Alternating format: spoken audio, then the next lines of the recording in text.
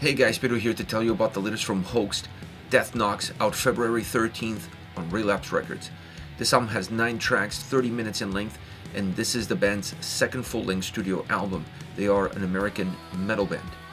When it comes to the design of this record, the album is first and foremost very balanced throughout. It's not a record that's going to jolt the listener, doesn't have incredible ebbs and flows, that's not their style, and this album allows you to really just immerse yourself in the experience of the record and in the experience of the individual songs that the record offers. Now, what I like about the album from a design standpoint is that there are a few ripples throughout this record, both sonically and vocally. Now, these are not enough to really break apart the album or to give you a clear divide between one song and another, because the overall experience, like I said, stays very balanced, but it's enough for you to feel like there is changes, that there are nuances that allow the album to have more movement and therefore have more all-around playability. So it's an album that crafts itself in a very specific way, enhancing the individuality of the songs, but always keeping in mind what the overall collective experience needs to be. As far as the sound on the record goes, I feel like the album is not a departure at all from Two Shadows, not that I was expecting it to be, but it's an album that feels more like a sense of continuity from what Two Shadows offer, adding a few new elements, adding a few newer things, showcasing the growth of the band, but it hasn't really necessarily been an incredible growth in terms of one album sounding one way and the next album going in a completely different opposite direction. I'm happy to see this limited growth that the band offers on this record, because Two Shadows was just a phenomenal album. And instead of looking at moving forward and shedding a skin, I'd rather see the band look within and how can we enhance the experience that Two Shadows offer, keeping everything pretty much connected with that, but still giving the listener a sense that this album is its own record and not necessarily a repetition of what that other album was.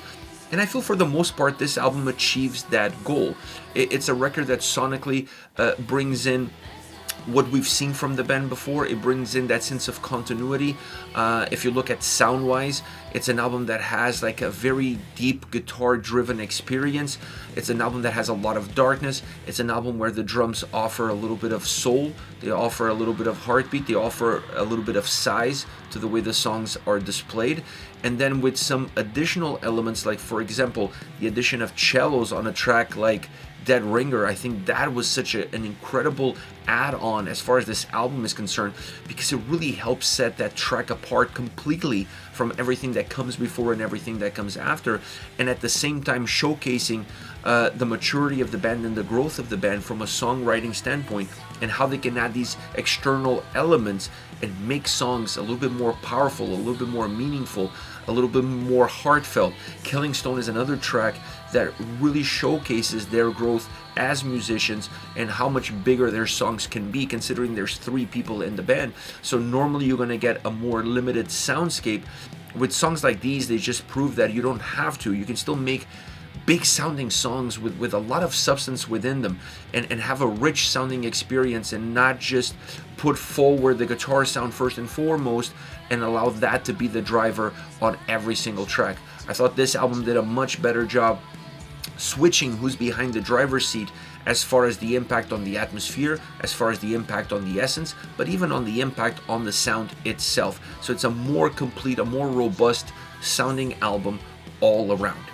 Now, if I look deeper into the guitar and drum sound and even bass, this record has elements that signify what it means to be listening to a Hoaxed album, and how they bring these songs together. I mentioned already the guitars being very driven, or being the main driver behind the entire album. This album, I felt like the guitars had a little bit more oomph. They had a little bit more heaviness. That had a little bit more rawness to them, a little bit more edge. When you look at Two Shadows, while the guitar sound is excellent, I felt like the guitar sound was a little bit more constricted, and on this record it feels a little bit more looser. It brings in different elements of doom, elements of sludge, elements of punk, of post-punk. So it's an album that doesn't, guitar-wise, doesn't necessarily offer something completely new, but it definitely offers different sides or of the same coin. And I think that's an important aspect that this record puts forward as far as the guitar sound is concerned. But you also see that on the bass, and you also see that on the drums. The bass on this record helps the guitars a lot. It actually helps the guitars a lot more than it does the drum sound. And I felt like that was an important aspect that freed up the guitars a little bit more for them to be as robust as they are and as versatile as they become. The drums give size to this record without a shadow of a doubt. I thought the drum sound was excellent on this album. Travels so well from left to right. Like, it just really travels well when you're listening to the songs on headphones, and really helps create that more robust experience all around. It also helps the guitars, but it really helps the songs in general, giving them a little bit more soul, a little bit more of a heartbeat. Great drum sound on this record. Then when you get into the vocals, Kat's voice is very unique. Very unique. If there's one thing that sets this band apart, more so than the sound, more so than the vibe, more so than the atmosphere, is not only Kat's voice, but it's how her voice hits in the mix. They layered her voice a lot throughout the entire album. Nothing new as far as the band is concerned. I like that approach, because it does two things. One, it pushes the vocals forward. It feels like they are ahead of the sound. And two, it gives them width. It makes them feel wider. Like there's more there. There's more power there. She doesn't have a very deep voice. She doesn't have a voice that carries a lot of thickness with it. So adding these layers adds an element that is naturally not there. But it works so well because it brings this sense of darkness to the songs. It brings this sense of movement in terms of the way the vocals hit, because on one hand you have the vocals, just simple vocals coming in, then next thing you know you have the layers being added to it. The vocals gain size. They feel like they're even more at the distance, almost like you're creating an echo. That aspect of how the vocals hit on a Hoaxed track, and therefore on a Hoaxed album, to me has always been a point that connects me with the music. It feels different. It feels unique. It feels like it's such a huge part of the DNA of the band. And on this record, they did it even better than if you look at Two Shadows, for example. Because on this record, you added a little bit of a sprinkle here and there of some harsher vocals. You added a few different textures to the way the pronunciations of the words come around. There's not a lot of wholesale changes to the vocal performance, but there's enough here and there to allow the vocals all around to feel slightly more dynamic and not as consistent and linear from top to bottom. When you put all of these pieces together, this is a phenomenal record. I really love this band. I think they are criminally underrated. They're a great band with great sound, really difficult to define them. You can call them punk, post-punk, doom, goth. I mean, they're a little bit of everything of the above. It's like a melting pot of different genres. The thing that stays consistent with them is the vibe, the darkness, the sense of despair, the pain. All of those things is the common denominator throughout each and every single song, and is the common denominator across the records. So I think that is an important aspect of the band that they can't lose, and now it's more about building from within and not necessarily looking towards the outside.